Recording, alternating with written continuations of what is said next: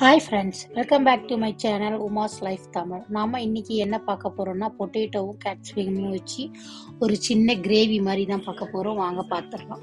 அதுக்கு எண்ணெயை ஊற்றி ஒரு 3 ஸ்பூன் அளவு இருக்கும் எண்ணெய். அதை ஊற்றி நம்ம கடுகு, உளுத்தம் பருப்பு, கடலைப்பருப்பு, சோம்பு இருந்தால் கூட போட்டுக்கலாம். இதெல்லாம் போட்டு அதுக்கப்புறம் கிராம்பு, பட்டை, பிரியாணி இலை இதெல்லாம் போட்டு நல்லா பொரிஞ்சதும் நல்லா எண்ணெய் காயிட்டுன்னு போட்டு எல்லாம் பொரிய வச்சுட்டு நம்ம வெங்காயம் கட் பண்ணி வச்சுருக்கிறத போட்டு வதக்குறோம். இல்லை ஒரு பெரிய சைஸ் வெங்காயம் ஒன்று அது நல்லா வதங்கிட்டோன்னு உப்பு கொஞ்சம் போட்டுக்கலாம். நான் எப்போவுமே வெங்காயம் வதக்கும் போதே உப்பு போடுவேன்.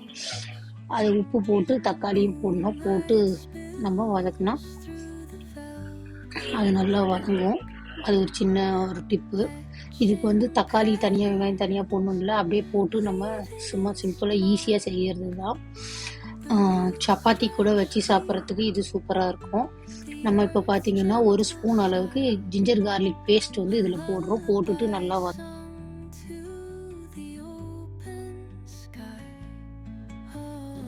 அது நல்லா ஓரளவுக்கு வதங்கினதும் நம்ம தோல் எடுத்து க்யூபாக கட் பண்ணி வச்சுருக்க உருளைக்கிழங்கையும் கேப்சிகமையும் இதில் போட்டு ஆட் பண்ணுறோம்.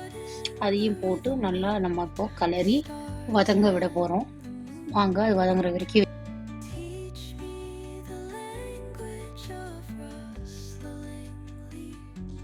ஒரு மூடி போட்டு வச்சுட்டு நல்லா வதங்க விடணும். அப்பப்போ அதை திறந்து நம்ம லைட்டாக கிளறி விட்டுக்கிட்டே இருக்கணும்.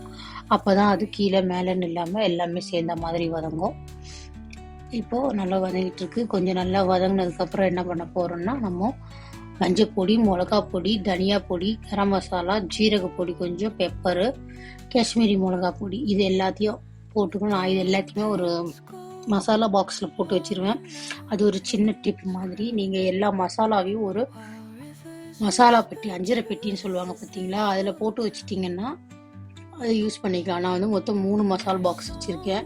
கடுகு, உளுத்தம் பருப்பெல்லாம் அதெல்லாம் கடலைப்பருப்பு, சோம்பு, சீரகம் இதெல்லாம் முழுசாக போட்டு வைக்கிறதுக்கு ஒன்றும், அப்புறம் இந்த தூளெல்லாம் போட்டு வைக்கிறதுக்கு ஒன்றும், அதுக்கப்புறம் பிரியாணி ஸ்பைசஸ்லாம் போட்டு வைக்கிறதுக்கு ஒன்றும் தனித்தனியாக வச்சுருக்கேன். வேறு யாருக்காவது தேவைன்னா இந்த டிப்பை யூஸ் பண்ணிக்கலாம். இப்போ அது நல்லா வதங்கி அந்த மிளகாத்தூள்லாம் நல்லா கலந்ததுக்கப்புறம் தண்ணி ஊற்றி எவ்வளோ தேவையோ அந்த அளவுக்கு போட்டு நல்லா நம்ம கொதிக்க வைக்க போகிறோம். அது நல்லா கொதிக்கணும்.